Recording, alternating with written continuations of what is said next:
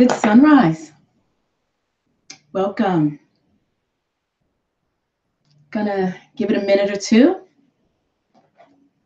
See who arrives in the chat room.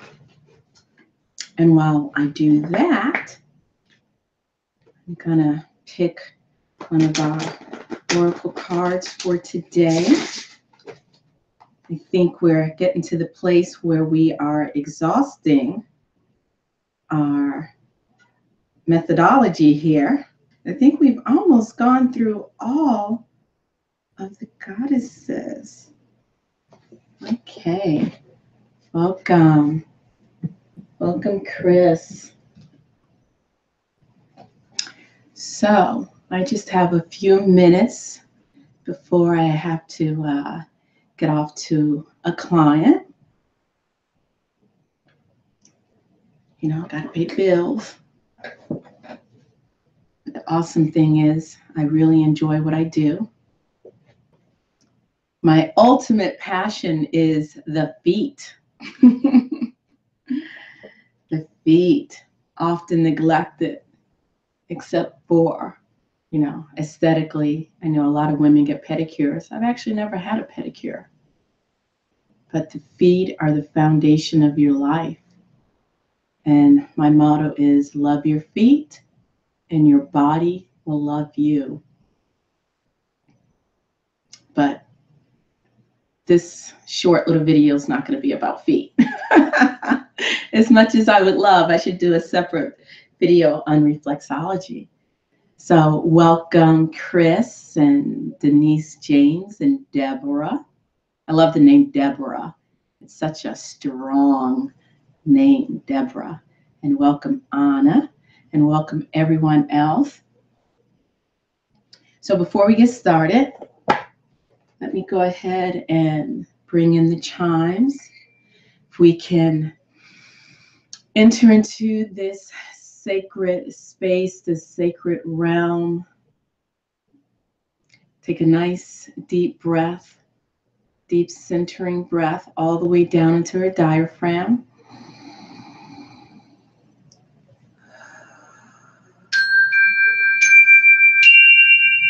Okay, peace, peace. Yes, I will do a reflexology video. Okay, so I'm gonna get my glasses on. Every time I put on these glasses, I think of Chris. She always says, those glasses make your eyes pop. Okay, so the divine feminine aspect we are going to meet today. Let me look her up first. Let me just make sure I pronounce her name correctly, which means first finding the correct alphabet. Okay. Okay. So we're going to meet. It's Kiridwin. She is the goddess of death and rebirth. I give you life. I give you death. It is all one. You travel the spiritual path, the eternal path. That is existence. Ever becoming, ever growing, ever changing.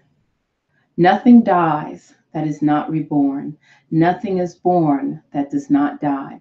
When you come to me, I welcome you home.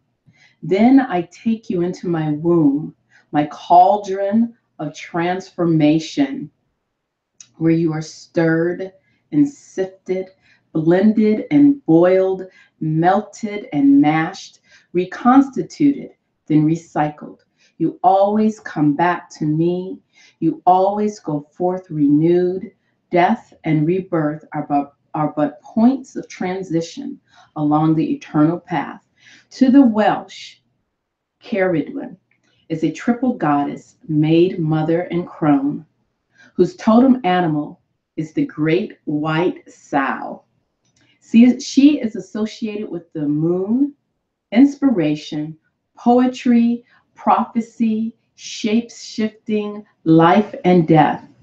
Care Ridwin had two boys. One was beautiful, one was ugly. Because she wanted the ugly one to have something of his own, she made him a magical brew. The brew took a year and a day to complete and would make him inspired and brilliant. She set Guion, her assistant, to watch the brew and bade him not to drink it. Accidentally, some drops of the brew splashed onto his hand, and he put his hand in his mouth. Instantly, he knew everything, including the fact that Ceridwen would seek his death. He ran away, and she ran after him. After many shape-shiftings, he was swallowed by Ceridwen, who gave birth to him 9 months later. Ceridwen's appearance in your life heralds a time of death and rebirth. Something is dying and needs to be let go of, so something new can be born. We know the earth's dance of death and rebirth as the seasons. Matter cannot be created or destroyed, but undergoes transformation. So do we. To live fully and in wholeness, we need to accept life in all that it is, which includes death and rebirth. Let go of what does not serve you and your wholeness. So there we go. So I just, yes, seven serpents, the cauldron. One of these days, if I get the gumption up, I'll bring my big cauldron over. I forget how many gallons. I'm not sure how many gallons my cauldron is, but I have a cauldron that's about that wide and about that deep. I love that. It's my big black womb. Anywho, so we have the goddess Ceridwen, okay? And you see the many phases of the waxing and the waning moon. I like her little mushroom that she's about to put into the brew. Mushroom. So anyway, the topic that I wanted to chat with you just for a few minutes before I get going. And the question is, are you ready? That's the question. And the other part of the question or thought is, give your power away, really? So my question would be, are you ready to truly live your life? And Ceridwen, you know, she represents birth and death and letting go of things that no longer serve us.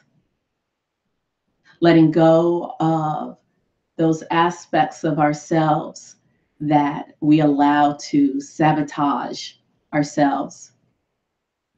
And so I'm asking myself, and you are encouraged to ask yourself, are you ready to let go of those things that keep you from fully blossoming, fully stepping into your own power?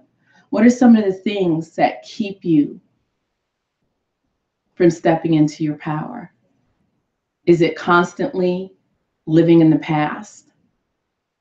Is it constantly reliving those moments that you feel damaged you in some way? And it's sort of like you're a record and it's been scratched, and so you're like stuck there.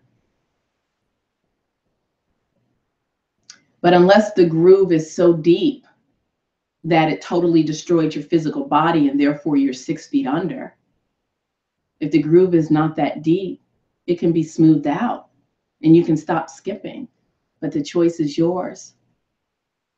What are some of the things that you partake in on a daily basis that disallow you, that sabotage you, that keep you from stepping into your power? Perhaps when you look at other people and you feel that they know more than you, that they're better off than you, that they have their act together and that you don't.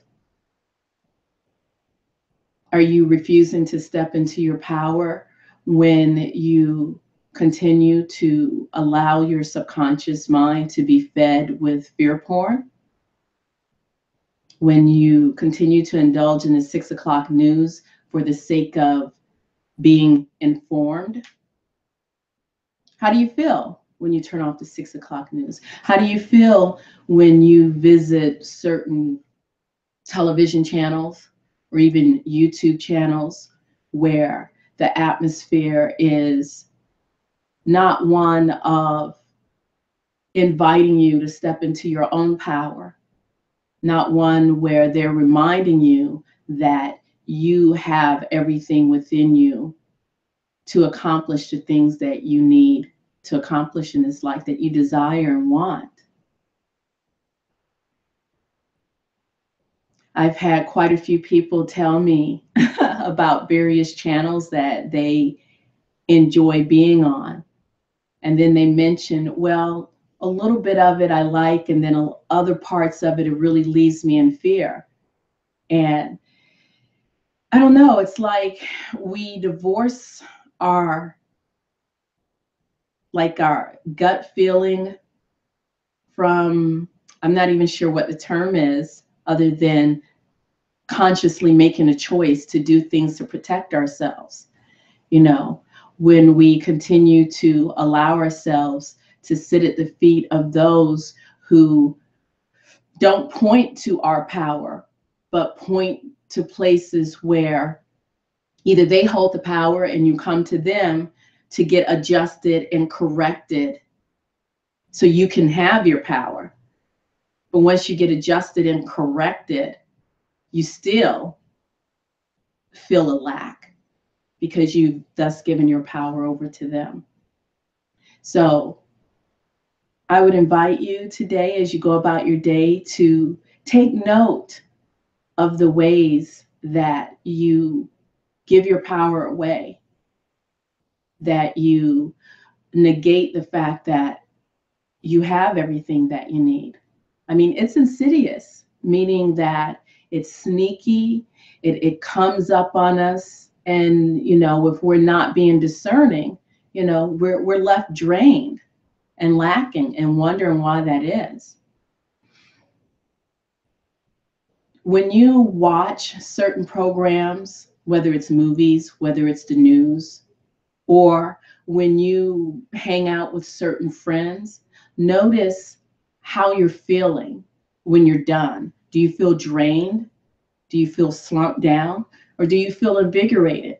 Do you realize that those interactions that you're having, they're actually releasing hormones in your brain, whether it's serotonin, dopamine, hormones that help to invigorate you, or it's cortisol, hormones that help to lower you and keep you down, that keep you in fight or flight mode. And when you stay in that mode for a long period of time, it causes fatigue. It causes adrenal burnout, which are stumbling blocks to keep you from what you want. So I just want to invite you to consciously think about the choices that you make today. Are the choices that you're making, are they leaving you feeling empowered? Meaning, do you feel your power? Do you feel strong? Do you feel capable? Or do you feel lacking and that you need someone to give you power? So let me check out the chat room. Let's see. Michelle says, wow, never thought of it like this. Let me go. Oh, where did I put my glasses? I tell you. Oh, there they are. Let me see. Let me check the chat room, see what people are saying. Uh-huh.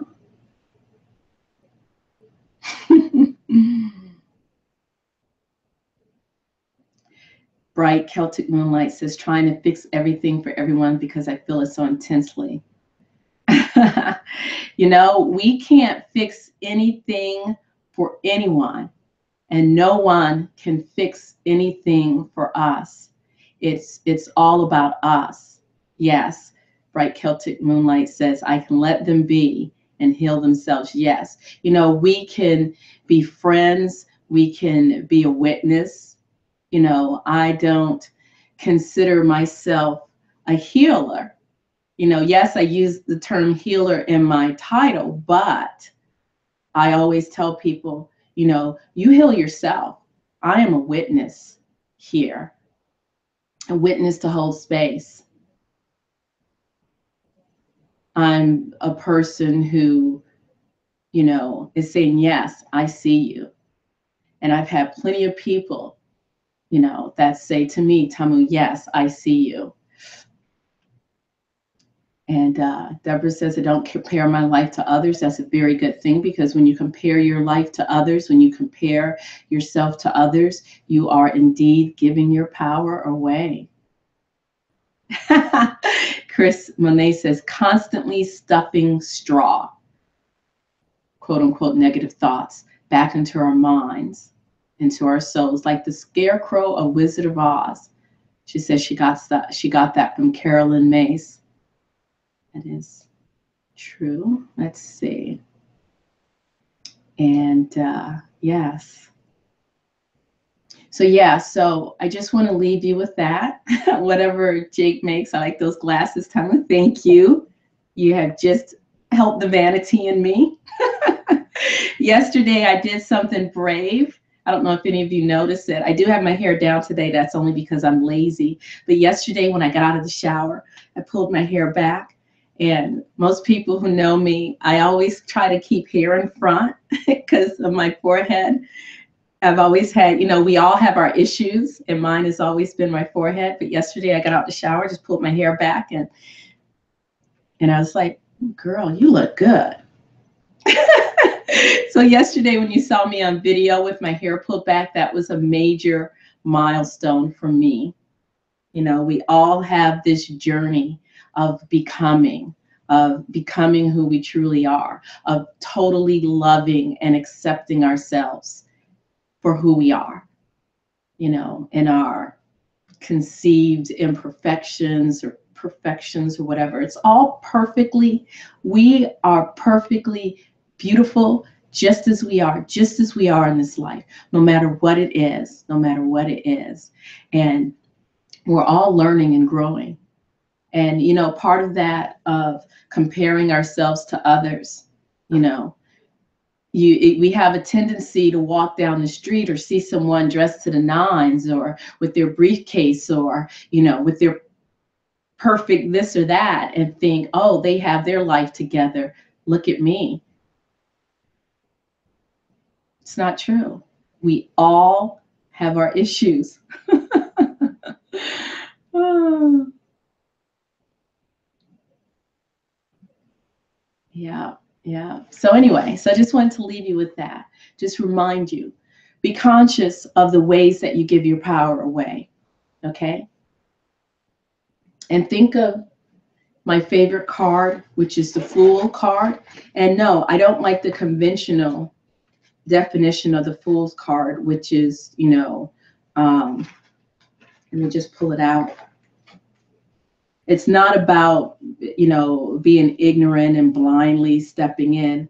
The Fool's card is about trusting. It's about trusting the process. It's also the number 0. It's also the fact that we truly have everything that we need.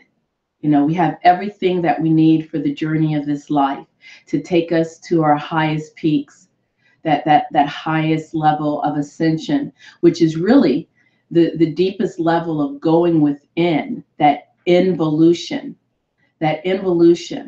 so that we're able to touch the divine, to get in contact with the creator. You see that bright white sun behind the Fool. And I don't even really like that word. I have to think of a new name for this card.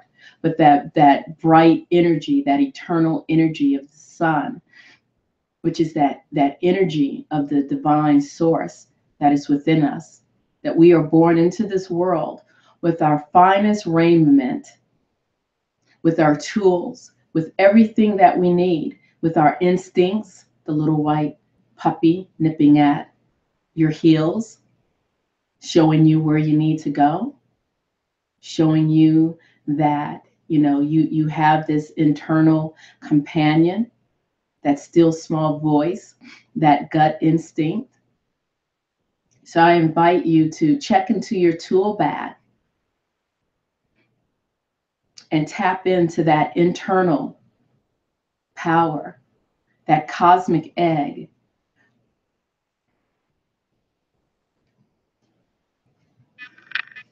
And as Seven Serpents says, let's see, where did it go? The fool avoided the fear porn. Yes, she did, because look where her eyes are directed, towards the heavens, towards the above, guarding that subconscious. Fear porn is insidious. You think that you're informing yourself. There's a difference between informing yourself and, we're adults. Make the decision for yourself. When you keep indulging in muck and mire, that muck and mire is going to cover you and keep you from seeing your full potential. So anywho, yes, Chris Monet says Toto means you have everything you need. And there's Toto represented right there in the card. There's Toto. Yeah, you have everything you need. So anywho, I thank all of you for joining me this morning. And I'm going to have to get going. And love yourself.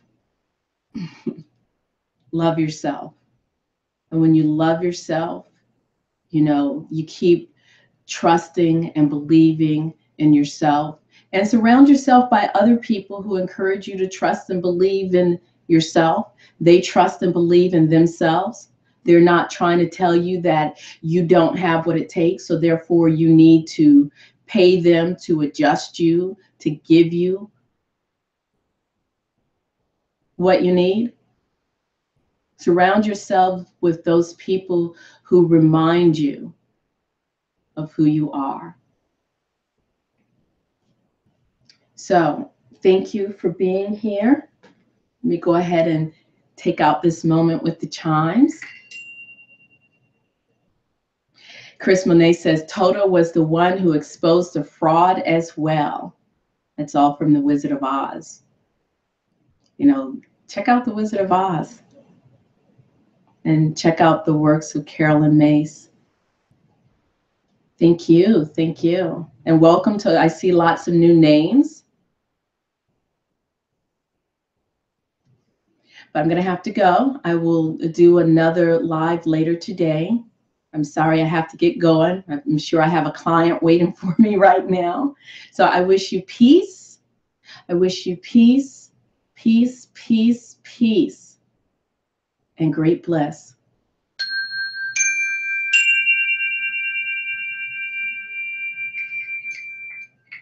Choose love over fear.